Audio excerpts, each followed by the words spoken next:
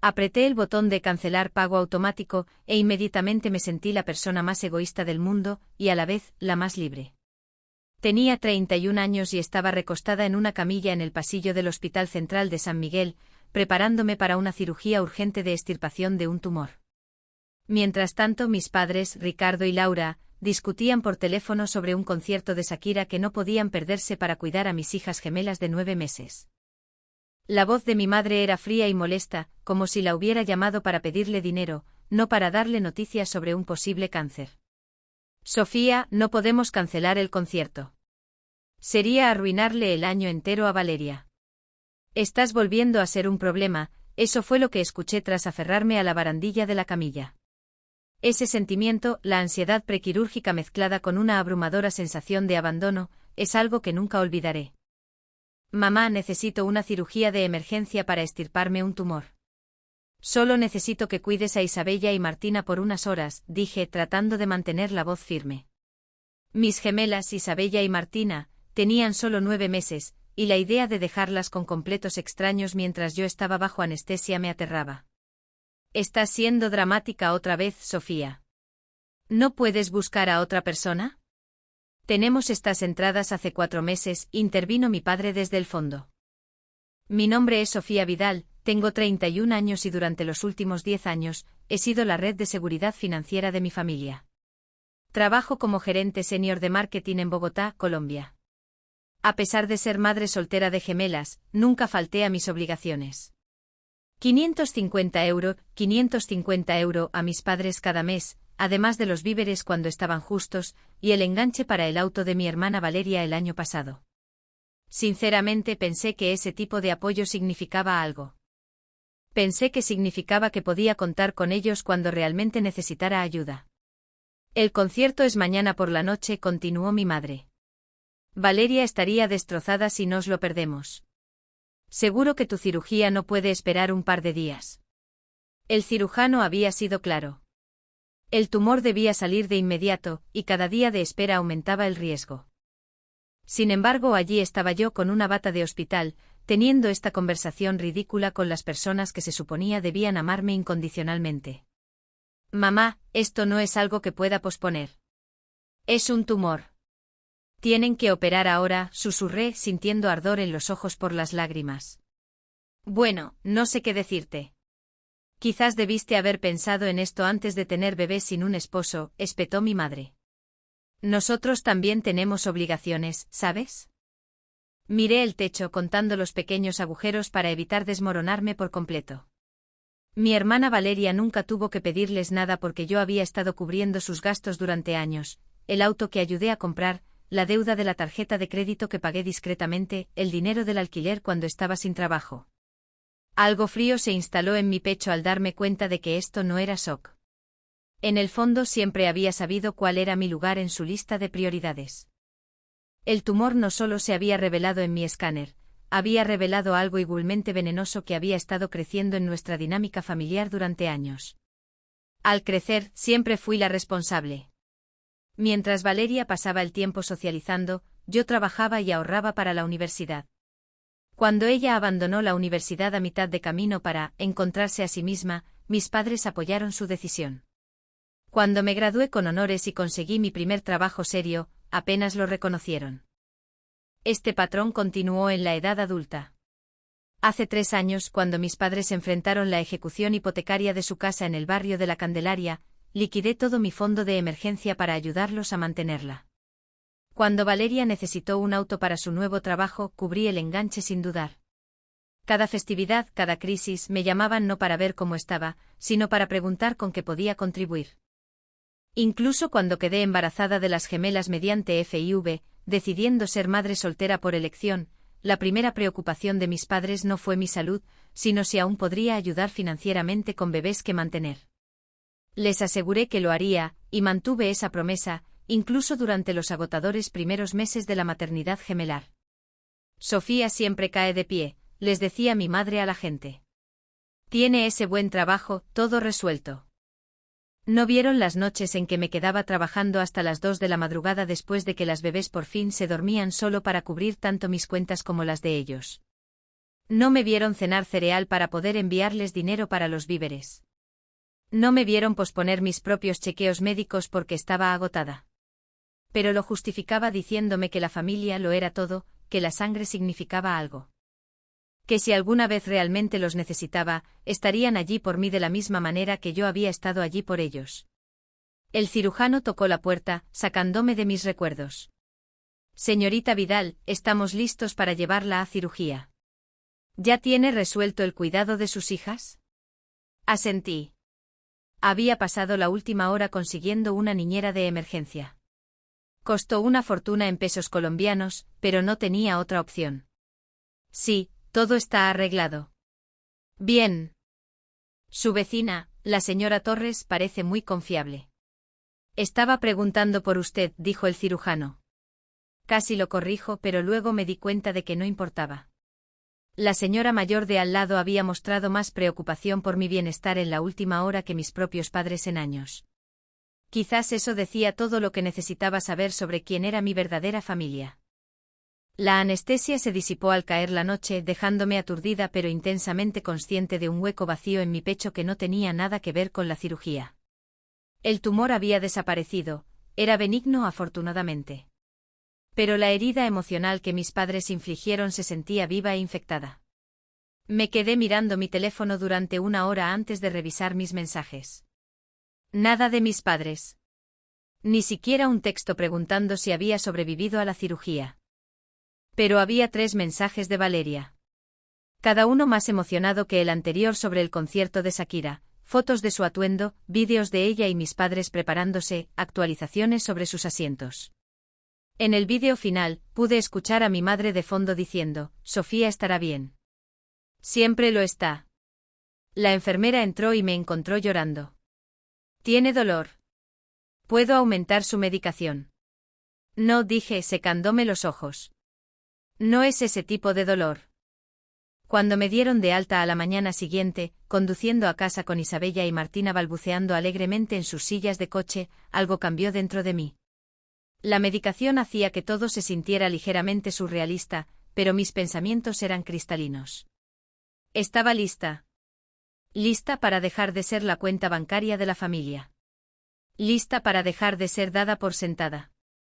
Lista para dejar de pretender que el amor de mis padres venía sin condiciones. En casa abrí mi computadora portátil y cancelé la transferencia mensual automática que había configurado hacía años. Esos 550 €, ahora se quedarían en el fondo universitario de mis hijas, donde pertenecían. Eliminé los números de mis padres de mi aplicación de entrega de víveres y cancelé la tarjeta de crédito que les había dado para emergencias. Luego bloqueé sus números por completo. Se sintió aterrador y a la vez, increíblemente liberador, como saltar de un acantilado sabiendo que tenía alas. Acomodé a Isabella y Martina para su siesta. Estos 2 pequeños seres humanos perfectos eran mi prioridad ahora. No unos padres que no se molestaron en llamar después de mi cirugía, ni una hermana que daba por sentada mi generosidad. Había pasado años creyendo que el amor significaba dar y sacrificar constantemente.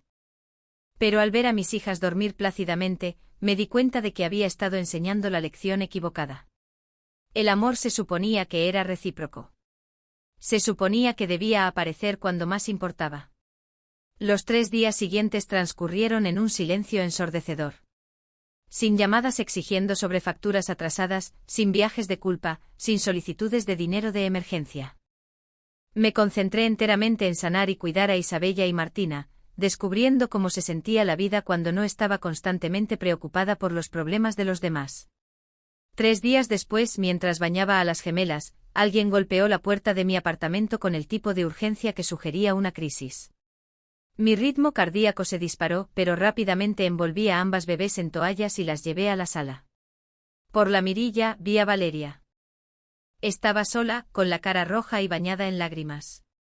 Sofía, sé que estás ahí, gritó. Por favor, tenemos que hablar. Algo terrible ha pasado. Abrí la puerta ligeramente manteniendo la cadena de seguridad puesta. ¿Qué quieres, Valeria? ¿Puedo pasar? He estado llamando y enviando mensajes durante 2 días.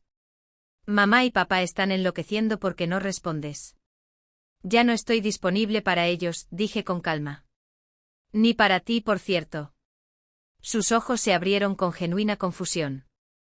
¿Qué quieres decir, Sofía? Esto es serio. Papá perdió su trabajo ayer. Van a perder la casa. Sentí un atisbo del viejo pánico, la necesidad inmediata de preguntar cuánto necesitaban, pero reprimí ese sentimiento y estudié el rostro de mi hermana. Parecía angustiada. Pero había algo más allí, una mirada que me recordaba la forma en que solía mirar cuando quería que le prestara mi auto. Eso es desafortunado, dije finalmente. Pero no es mi problema. ¿Qué no es tu problema, Sofía? Los has estado ayudando durante años. Cuentan contigo. Todos contamos contigo. Contaban conmigo cuando necesité cirugía y todos eligieron un concierto en su lugar, repliqué. La expresión de Valeria cambió mientras intentaba formular una excusa. Eso fue diferente. Tenían esas entradas hace 4 meses, y tu cirugía salió bien de todos modos. Estás siendo dramática con esto. Esa palabra, dramática, me golpeó como un impacto físico. Era la misma palabra que mi padre había usado. La misma actitud despectiva que definió toda mi relación con mi familia. Incluso ahora, no podían reconocer que habían hecho algo mal. Tuve una cirugía de emergencia para extirparme un tumor, y en lugar de cuidar a mis hijas, se fueron a un concierto, dije lentamente. ¿Y yo soy la dramática? Sabes que mamá tiene ansiedad con las cosas médicas, y realmente tenían esas entradas. Detente. Levanté la mano. Solo detente. No quiero escuchar explicaciones. Terminé de subsidiar a personas que no se molestan en aparecer cuando las necesito. La máscara de Valeria finalmente se cayó por completo. No puedes simplemente abandonar a tu familia por un malentendido. ¿Qué clase de persona hace eso? Mamá y papá están asustados, Sofía. No saben qué van a hacer sin tu ayuda. Deberían haber pensado en eso antes de tratarme como una cuenta bancaria en lugar de una hija, dije. Comencé a cerrar la puerta, pero Valeria empujó contra ella. Espera. ¿Qué pasa si papá se disculpa? ¿Qué pasa si ambos se disculpan? ¿Considerarías ayudar entonces? La naturaleza transaccional de su propuesta me impactó más. No que sintieran pena por haberme lastimado, sino que podrían estar dispuestos a decir que lo sentían si eso significaba que el dinero comenzaría a fluir de nuevo. Esto no se trata de disculpas, dije dando un paso atrás. Se trata de finalmente ver quiénes son realmente ustedes. El rostro de Valeria se arrugó. Somos tu familia, Sofía. Te amamos. Lo sabes, ¿verdad? No, dije en voz baja. Ustedes aman lo que yo proporciono. Hay una diferencia. Estás siendo egoísta, dijo elevando la voz. Ganas buen dinero. No tienes un esposo que mantener, y siempre has estado bien cuidando de todos. ¿Por qué estás cambiando las reglas ahora? La crueldad casual de sus palabras, la implicación de que mi éxito significaba que les debía algo, cristalizó todo. Estoy cambiando las reglas porque finalmente me di cuenta de que he estado jugando un juego manipulado, dije. Y terminé de perder. Cerré la puerta y puse el cerrojo ignorando sus continuos golpes. En los siguientes días, lo intentaron todo. Llamadas desde diferentes números, correos electrónicos a mi cuenta de trabajo. El intento más revelador llegó cuando Valeria apareció en el edificio de mi oficina en el distrito de El Chico. Observé desde mi ventana cómo finalmente se dio por vencida y se fue. Debería haberme sentido satisfecha, pero en su lugar, solo sentí tristeza. Tristeza por las relaciones familiares que pensé que teníamos. 2 semanas después de la emboscada de Valeria, me estaba adaptando a mi nueva realidad. Las gemelas estaban prosperando. Mi recuperación progresaba bien. Y por primera vez en años, estaba ahorrando dinero. El ciclo finalmente se había roto. Esa tarde recibí una llamada del Banco Andino sobre una cuenta significativamente sobregirada, la de mis padres. Le confirmé al banco que ya no estaba asociada con los titulares de la cuenta y les dije que nunca más me contactaran sobre su situación financiera. Borré el último mensaje de texto de Valeria, rogando ayuda porque la electricidad había sido cortada. Luego, revisé mi saldo bancario. Por primera vez desde que nacieron las gemelas, tenía un fondo de emergencia sustancial. Dinero que era mío, destinado al futuro de mis hijas, no a las malas decisiones de mis padres. Mirando hacia atrás, me di cuenta de que a veces el mayor acto de amor hacia uno mismo es alejarse de las personas que solo aman lo que puedes darles. Y finalmente había aprendido esa lección lo suficientemente bien como para proteger a mis hijas de repetir mis errores. La primera semana de silencio fue menos como unas vacaciones tranquilas y más como caminar por un campo minado con los ojos vendados. Cada vez que sonaba el teléfono con un número desconocido, mi estómago se encogía. Ya no era el pánico de Dios que necesitan ahora, sino la ansiedad pura y agotadora de esperar la inevitable escalada. Me repetía a mí misma que estaba bien, que esto era libertad, pero cada vez que pasaba por la mesa de la cocina donde mi padre solía sentarse en sus visitas sorpresa, generalmente justo antes de pedir dinero para una reparación sorpresa en la casa, todavía sentía ese tirón invisible. No fue solo el dinero lo que corté, fue el sistema entero.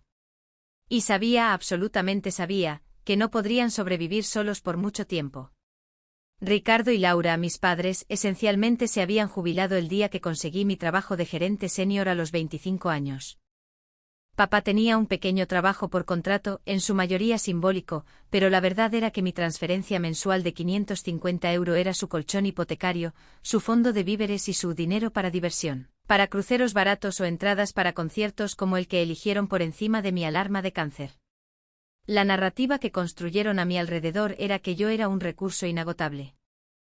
Valeria, mi hermana, era el espíritu libre, la que necesitaba ayuda constante porque era demasiado creativa para un trabajo estable.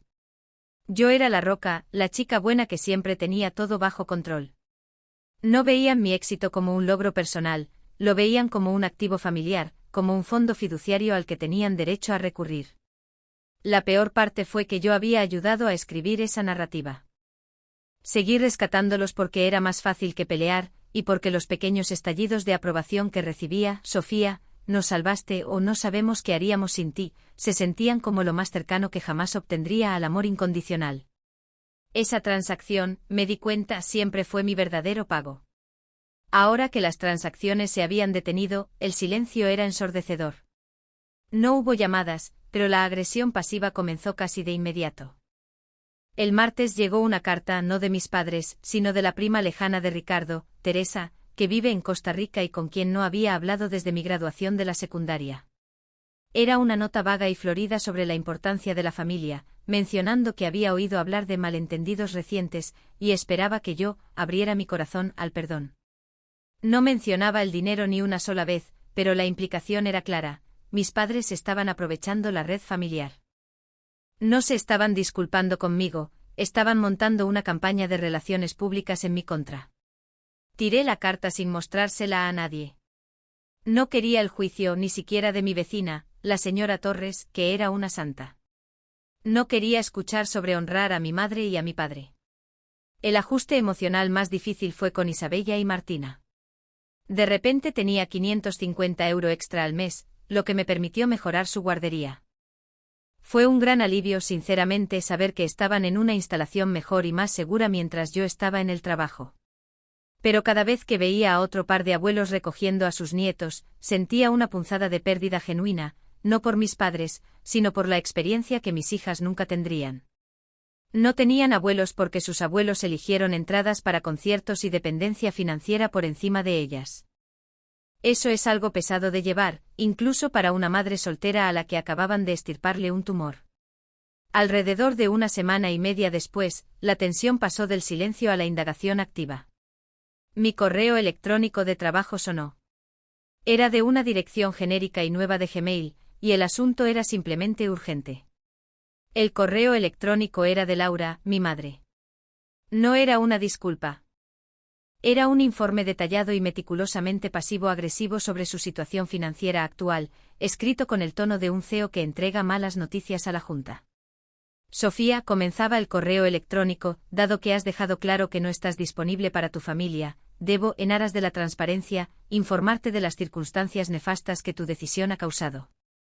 La indemnización de tu padre fue menor de lo esperado, y sin tu asistencia habitual, el pago de la hipoteca tiene ahora 2 semanas de retraso. También hemos tenido que cancelar el seguro de propiedad, ya que estamos priorizando la comida y la medicación.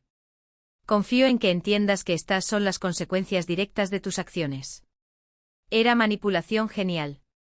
No estaba pidiendo dinero, estaba exponiendo hechos diseñados para inducir la máxima culpa. Me posicionó como la causa de su inminente ruina, en lugar de reconocer que su estructura financiera había sido inherentemente inestable durante años. La línea final fue la clave: simplemente estamos rezando para que entres en razón antes de que tu egoísmo arruine no solo nuestras vidas, sino la estabilidad de toda la familia. Leí el correo electrónico en mi oficina, sentada en mi escritorio de gerente senior, que irónicamente, era la fuente de toda su estabilidad percibida. La antigua Sofía habría transferido dinero inmediatamente, seguido de una llamada telefónica frenética y llorosa. La nueva Sofía sintió una oleada de fría claridad. Escribí una respuesta y mis manos ni siquiera temblaron. Laura, escribí. No soy responsable de sus decisiones financieras ni del momento de la pérdida de empleo de Ricardo. También quiero ser clara en que referirse a mi necesario establecimiento de límites como egoísmo confirma que mi decisión de proteger a mi propia familia, Isabella y Martina, fue la correcta. Dirige cualquier correspondencia adicional con respecto a sus cuentas financieras a su banco. No me envíes correos electrónicos de nuevo. Pulsé enviar. Se sintió definitivo. Pero lo que no le dije a mi madre, y lo que no le he dicho a nadie, es la parte que todavía me molesta. Cuando Valeria apareció en mi puerta, su rostro no solo estaba desesperado por perder la casa. Hubo un breve y feo momento justo después de que les recriminara lo del concierto, donde su desesperación se parecía casi al pánico por otra cosa, algo más grande que la hipoteca. Cruzó por sus ojos y se desvaneció, pero lo capté. Y ese pequeño detalle, ese indicio de un secreto, ha estado dando vueltas en mi mente desde entonces, haciendo que esta ruptura limpia se sienta mucho menos limpia de lo que quiero que sea. La idea de que podría haber algo aún peor acechando bajo la superficie, eso es lo único que todavía me hace dudar. 2 semanas y media después del cierre completo, la olla a presión emocional comenzaba a silbar. El correo electrónico de mis padres, ese en el que mamá intentó culparme haciéndome creer que yo era responsable de su inminente pobreza, no condujo a la transferencia financiera inmediata que ella quería. Condujo al silencio, luego a un tipo diferente de agresión. El primer indicio del gran desastre financiero provino de una persona real esta vez, no de un primo familiar pasivo-agresivo o un correo electrónico de trabajo. Fue un asistente de abogado. Un jueves por la tarde, mientras lidiaba con una fecha límite en el trabajo, recibí una llamada profesional pidiéndome que confirmara la recepción de un aviso de incumplimiento enviado a mis padres, Ricardo y Laura Vidal, con respecto a su propiedad. No sentí nada. Cero pánico. La antigua yo habría estado al teléfono inmediatamente ideando cuántas líneas de crédito necesitaba abrir. Pero la nueva yo, la que literalmente se había extirpado un tumor unas semanas antes, solo habló con calma. No soy parte de esa hipoteca, y no soy legalmente responsable de esa deuda. Por favor, eliminen mi número del archivo de su cliente. Ya no soy un contacto de emergencia. Colgué y volví a mi hoja de cálculo. Me sentí poderosa, pero había un temblor residual en mis manos. Una cosa era cancelar un pago automático, otra era permitir a sabiendas que el proceso legal de ejecución hipotecaria avanzara. Esto ya no se trataba solo de su orgullo, se trataba de que Ricardo y Laura potencialmente se quedaran sin hogar dentro del mes. La presión se intensificó al día siguiente cuando Valeria apareció en mi apartamento de nuevo. Esta vez no golpeó la puerta. Esperó. La vi estacionada al otro lado de la calle cuando llegué a casa después de recoger a las gemelas de la guardería. Parecía más pequeña en su viejo automóvil Hyundai, que todavía olía ligeramente a los cigarrillos que afirmaba haber dejado hace 5 años. La ignoré la primera vez que la vi. Metí a Isabella y Martina, cerré la puerta con llave e hice la cena. Estaba concentrada en la normalidad, alimentar a mis hijas con camotes orgánicos y asegurarme de que yo comiera algo más que cereal. Pero cuando miré por la ventana 20 minutos después, ella seguía allí, sentada con la cabeza apoyada en el volante. Finalmente la llamé, usando un número desechable de mi teléfono de trabajo. No quería que tuviera mi número personal. ¿Qué quieres, Valeria? Mi voz era monótona, cansada. Sonaba genuinamente con la voz quebrada, no el sollozo teatral que solía emplear. Sofía, tengo miedo.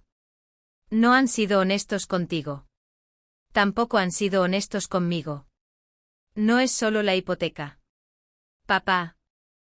Papá pidió dinero prestado a esos prestamistas abusivos el año pasado, cuando pensó que mamá se enteraría de su problema con el juego de nuevo. Me apoyé contra el mostrador de la cocina. Mis manos volvieron a temblar, pero no por culpa, sino por la nauseabunda comprensión de que la base que yo había estado apuntalando estaba aún más podrida de lo que pensaba. ¿Un problema con el juego? Eso explicaba las solicitudes repentinas y desesperadas de efectivo que me eludían y llegaban directamente a mi padre, las que yo siempre atribuía a que papá era malo con el dinero. ¿De qué estás hablando, Valeria? ¿Cuánto es? Mantengo la voz baja para que las gemelas no me oigan desde la sala. Es grave. Vinieron a la casa anoche. Le dijeron a papá que si no conseguían un pago enorme para fines de mes, lo cual es como una semana y media a partir de ahora, iban a tomar la casa, legalmente o de otra manera. Y dijeron que si mamá se enteraba, sería su culpa, pero ella de todas formas pagaría las consecuencias. Valeria hizo una pausa, y pude escuchar su fuerte inhalación. Sofía, esto no es solo ejecución hipotecaria. Esto es Ricardo en peligro real, y mamá completamente ciega a ello. Necesitamos el dinero ahora para hacer un pago masivo para mantener a esos usureros a raya. Necesitan 30.000 euros, 30.000 euros, Sofía. 30.000. Yo tenía ese dinero. Tenía exactamente ese dinero en mi fondo de emergencia, dinero que acababa de liberar al cortarles la ayuda, dinero que se suponía que era la seguridad futura de mis hijas. La ironía era asfixiante. Finalmente había logrado la libertad financiera para mi familia, y esa libertad era exactamente lo que mi antigua familia ahora necesitaba para escapar del peligro físico. El peso del dilema moral me aplastó al instante. Si les daba los 30.000, estaría habilitando la adicción de papá, recompensando su deshonestidad y agotando el fondo de seguridad de mis hijas por tercera vez en mi vida. Estaría justo donde comencé. Si no se lo daba, estaría viendo a mis padres, las personas que me criaron, por muy imperfectas que fueran, ser lastimadas o quedarse sin hogar, basándome en una evaluación de riesgo que no podía verificar. Era un riesgo que sabía que estaba en una posición única para resolver, pero la idea de entregar ese dinero me hacía sentir físicamente enferma. No te creo, Valeria, mentí, aunque el temblor en su voz sonaba real. Si papá tiene un problema con el juego, necesita terapia, no un rescate. Y necesito pruebas sobre esos prestamistas abusivos. ¿Puedo enviarte la documentación que dejaron?, suplicó. Sofía, sé que nos equivocamos con el concierto. Tenías razón. Pero esto es más grande que las entradas de Shakira, o incluso la hipoteca. Están hablando de perderlo todo y potencialmente de ser heridos. Te lo ruego. Eres la única que alguna vez ha tenido esa cantidad de efectivo. Sentí el viejo y asfixiante papel tratando de envolverme de nuevo. La salvadora. La que resuelve problemas. La que sacrifica todo. Envía la documentación, dije finalmente, mi voz un susurro hueco. No me contactes de nuevo hasta que la haya revisado. Colgué y me quedé en la cocina en silencio, mirando mi reflejo en la ventana oscura. El reflejo era de una mujer que era financieramente estable, profesionalmente exitosa y la amorosa madre de 2 niñas perfectas. Pero debajo de esa superficie, el viejo veneno se estaba agitando. Mi familia no solo había sido tóxica, habían sido activamente suicidas, y ahora su balsa salvavidas era literalmente la cuenta bancaria que acababa de crear para mí. Tenía 2 semanas hasta la fecha límite del prestamista. 2 semanas para decidir si salvar el futuro de mis hijas o rescatar a mis padres de un desastre que ellos crearon. La tensión era casi insoportable. Valeria envió la documentación casi de inmediato. Era una colección de escaneos, fotos inestables de documentos que parecían exactamente tan abusivos e ilegales como ella describió. El acuerdo era por un préstamo a corto plazo y con intereses altos, garantizado por el capital de su casa en una segunda hipoteca, esencialmente, de la que mamá no sabía nada. El total adeudado, incluidas las escandalosas multas por el pago omitido, era exactamente los 30.000 euros, 30.000 euros que Valeria afirmó. La fecha límite era dentro de 9 días. Pasé las 48 horas siguientes sin hacer nada más que trabajar, cuidar a las gemelas y mirar esos documentos en la pantalla de mi computadora después de que todos se dormían. No contacté a Valeria, y no contacté a mis padres. Estaba paralizada por la claridad de la elección. Si pagaba, estaría protegiendo a Ricardo de matones, y a Laura de la verdad de que la adicción secreta de su esposo los había puesto en la calle. Les daría tiempo y a mí también. Pero no resolvería el problema central. Estaría entregando $30.000 a Ricardo, quien probablemente lo apostaría de nuevo o encontraría otra forma de usarlo mal. Y vaciaría el nuevo fondo universitario de Isabella y Martina, un fondo que acababa de crear al finalmente decir no. La traición al futuro de mis hijas, después de todo lo que había hecho para asegurarlo, era una píldora amarga. Si no pagaba, las consecuencias eran terriblemente reales. Mi padre podría resultar herido. Mi madre perdería la casa en la que había vivido durante 30 años y simultáneamente se enteraría del engaño y la adicción de su esposo. Sería una implosión catastrófica. Y yo habría sido la única que podría haber prevenido el peligro inmediato. La parte más difícil de este dilema moral fue darme cuenta de que mis padres no solo eran egoístas, estaban desesperados. Su toxicidad estaba arraigada en una crisis real y continua que yo no había comprendido completamente. Ya no se trataba solo del concierto de Shakira, era un daño profundo, crónico y autoinfligido. Llamé a mi hermana de vuelta con la línea temporal. Valeria, he visto los papeles. Sé que esto es real. Mi voz seguía monótona, desprovista de emoción. Necesitaba centrarme en los hechos. Si pago esto, quiero dos cosas. Una, Ricardo va a terapia inmediatamente antes de que transfiera un solo centavo. 2. Tienes que contarle todo a Laura. No más protegerla de su autodestrucción. Valeria se quedó en silencio por un momento. Luego sonó a la defensiva. Sabes que mamá no puede manejar eso. El estrés la llevaría al hospital. Y papá nunca irá a terapia bajo coacción. Simplemente volverá con los usureros. Entonces no puedo ayudarte, declaré simplemente. No voy a meter el dinero de mis hijas en un agujero solo para que Ricardo cabe más profundo. Esto no es negociable. La conversación terminó sin una resolución, dejándome sintiéndome como el verdugo. Pero a la noche siguiente el giro clave de la trama llegó, no de Valeria o mis padres, sino de la señora Torres, mi vecina mayor. Ella tocó a mi puerta alrededor de las 8 de la tarde, justo después de que las gemelas se durmieran.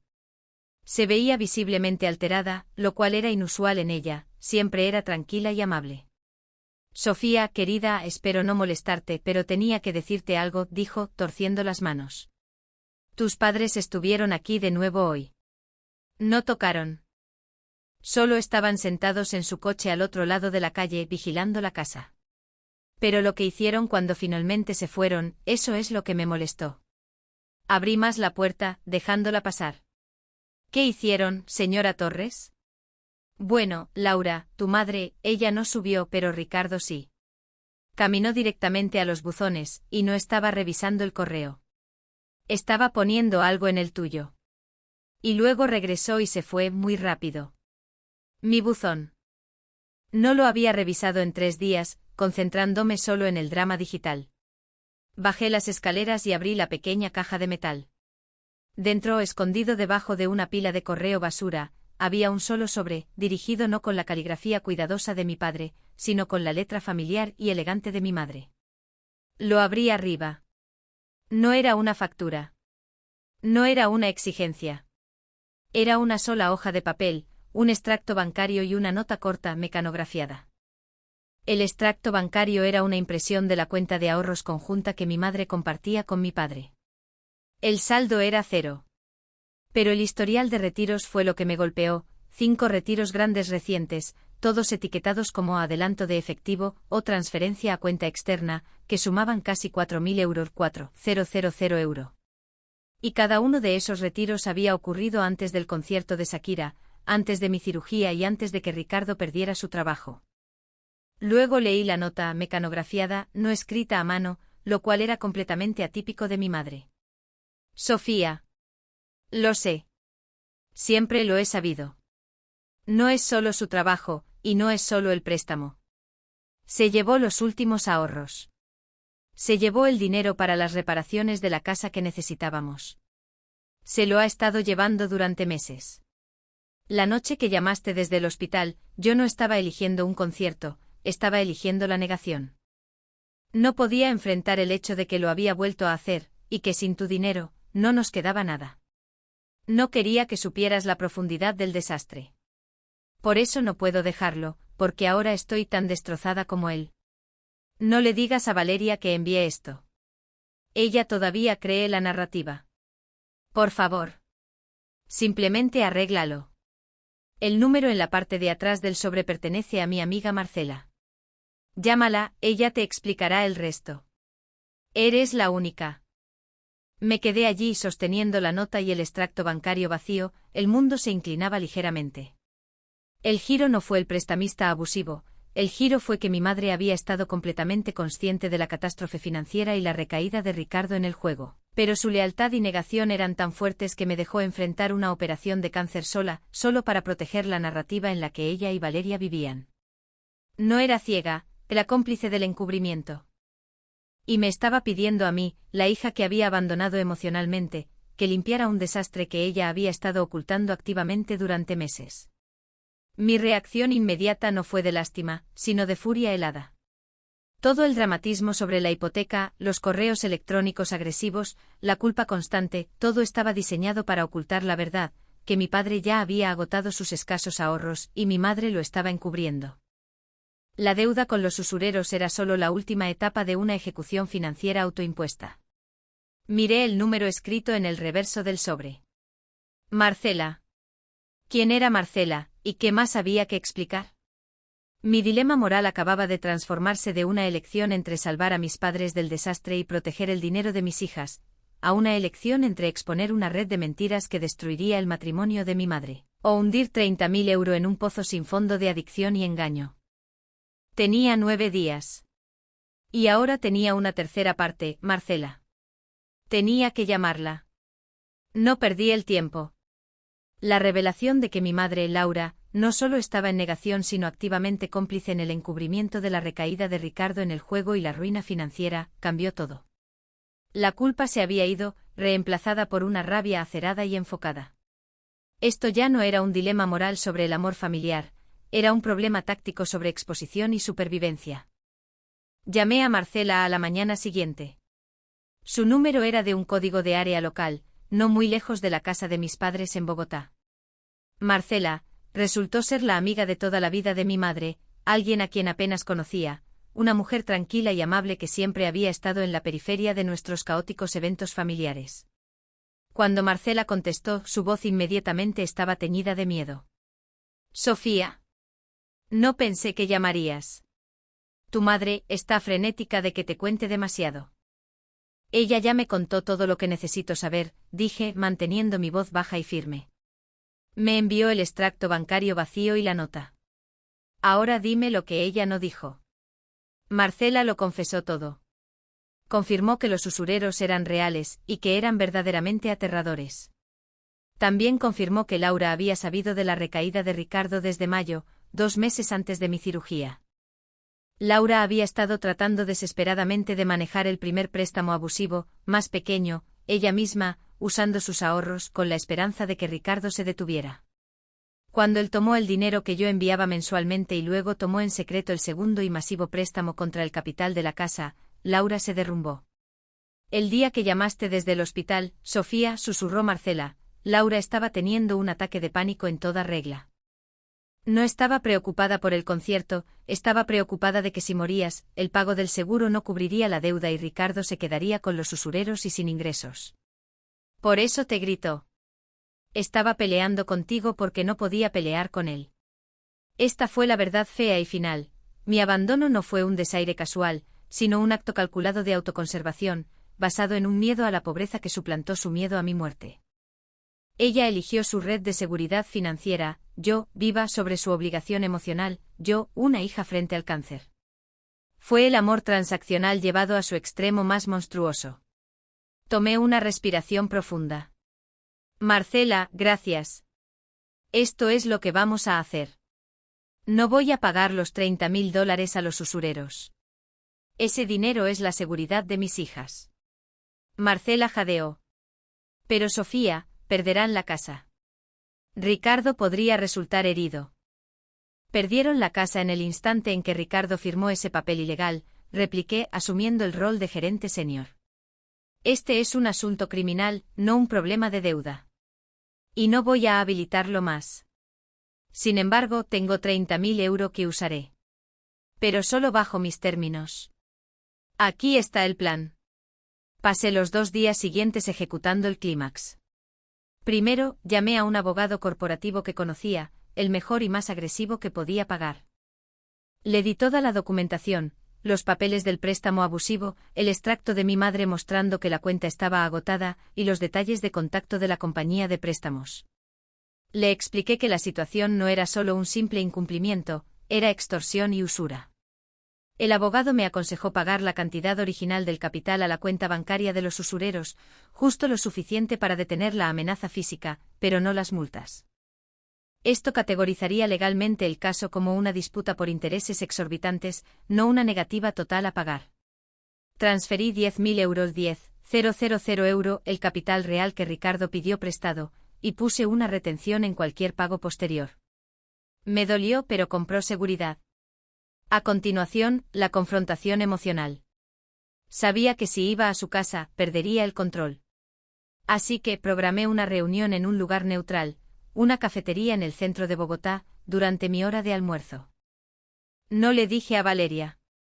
Solo les dije a Ricardo y Laura que necesitaba verlos a ambos inmediatamente para discutir la situación del préstamo, y que tenía los papeles. Llegaron con aspecto demacrado. Ricardo estaba pálido, sudando bajo su chaqueta de traje barata. Laura estaba frágil, sus ojos mirando nerviosamente a su alrededor. Sofía, gracias a Dios que llamaste, comenzó Ricardo, tratando de sonar paternal. Necesitamos los 30.000 completos. Alto, interrumpí, colocando la carpeta que contenía todas las pruebas sobre la mesa. He transferido $10.000 a su cuenta. Ese es el capital que pediste prestado. Las multas e intereses son ahora una disputa legal, que mi abogado está manejando. No los tocarán físicamente. El rostro de Ricardo se quedó flácido por el alivio y la confusión. ¿Tú, abogado? Sí, mi abogado. Porque esto se acabó. Y esta es mi oferta final. Empujé la carpeta hacia ellos. Ustedes no están perdiendo la casa por culpa de usureros. La están perdiendo por culpa del banco. El proceso de ejecución hipotecaria del préstamo principal es ahora irreversible porque han omitido demasiados pagos. Pero haré esta única cosa, pagaré los 20.000 euros 20.000 euro, restantes directamente al banco para asegurar un acuerdo de arrendamiento con opción a recompra por 3 meses para ustedes, lo que significa que pueden quedarse en la casa durante 3 meses, sin pagar alquiler, mientras arreglan sus asuntos. Laura comenzó a llorar, lágrimas silenciosas marcando su maquillaje. Sofía, gracias. Sabía que no nos abandonarías. Sabía que tu buen corazón. Alto ahí, mamá, dije, golpeando ligeramente mi mano sobre la mesa. Entendiste mal. Estoy haciendo esto por 2 razones y ninguna de ellas es amor. Razón número 1, no quiero que el trauma de verlos quedar sin hogar afecte a mis hijas. Razón número 2, estoy usando la casa como garantía. Ricardo frunció el ceño. ¿Qué garantía? Miré directamente a Laura, ignorando a Ricardo por completo. Estoy poniendo los 20.000 euros restantes para la casa, lo que me da ventaja. A cambio de esos 3 meses y los 10.000 que le pagué a los usureros, van a firmar la cesión de cada pieza de joyería familiar, cada certificado de acciones y cada pieza de mueble antiguo que yo o mi abuela pagamos directamente a mí. Estos artículos serán vendidos para reponer el fondo universitario de mis hijas. Fue una transacción fría y calculada. No los estaba salvando por amabilidad, estaba realizando una extracción controlada de mi inversión pasada, priorizando el futuro de mis hijas sobre su dignidad. No puedes hacer eso, Sofía, tartamudeó Ricardo. Ese armario antiguo es una reliquia familiar. Es un reembolso, afirmé. Y aquí está la otra condición, dentro del primer mes, le dirán a Valeria la verdad. Le dirán sobre la recaída en el juego y los usureros. Y Ricardo, firmarás un contrato aceptando terapia semanal. Si faltas a una sesión, retiraré inmediatamente la oferta de arrendamiento y le informaré al banco que la propiedad está vacante. Laura finalmente habló, su voz quebrada pero clara. ¿Por qué necesitas que Valeria lo sepa? Es demasiado frágil para esto. Porque terminé de proteger sus mentiras, dije. Ustedes eligieron la narrativa por encima de mí. Ahora eligen la verdad por encima de su comodidad. Y porque necesito que ella entienda cómo se ve la verdadera lucha financiera por una vez. El silencio en la cafetería era pesado. Ricardo finalmente tomó la pluma. La crisis estaba resuelta, pero la familia estaba irrevocablemente rota. 3 semanas después, la ruptura física fue completa. Ricardo y Laura, ahora viviendo en un pequeño apartamento de alquiler cerca de Marcela, asistían a una sesión de terapia semanal. Laura iba con él extrañamente manteniendo su papel de esposa obediente, incluso si secretamente lo odiaba. Valeria me llamó una vez, sollozando, justo después de que nuestra madre finalmente confesara la verdad. No pidió dinero. Solo dijo, ya no sé quién eres, Sofía. Le dije, soy la persona que finalmente puso a mis hijas primero, Valeria, y colgué. Recibí el primer informe de valoración de los muebles antiguos ayer. El precio de venta estimado cubriría los 30.000 € que gasté, el capital a los usureros, el pago del alquiler con opción a compra y los honorarios del abogado. El fondo de mis hijas estaría completo de nuevo. La presión financiera se ha ido. La amenaza física terminó. Pero a veces, cuando estoy alimentando a Isabella y Martina, miro sus rostros pequeños y perfectos y me doy cuenta del costo de esta libertad. Soy financieramente segura, pero estoy completamente sola. La elección de mi madre en esa camilla de hospital confirmó que el amor que busqué nunca fue real, era un salario que pagaba. Salvé mi futuro pero maté mi pasado. Y a veces me pregunto, ¿qué miembro de la familia será el próximo en tocar a mi puerta cuando la presión financiera comience de nuevo? ¿Alguna vez aprenderán o simplemente les enseñé una nueva, más costosa, lección de supervivencia transaccional? Tengo la llave del futuro de mis hijas ahora. Pero el candado de mi propio corazón se siente más pesado de lo que el dinero jamás fue.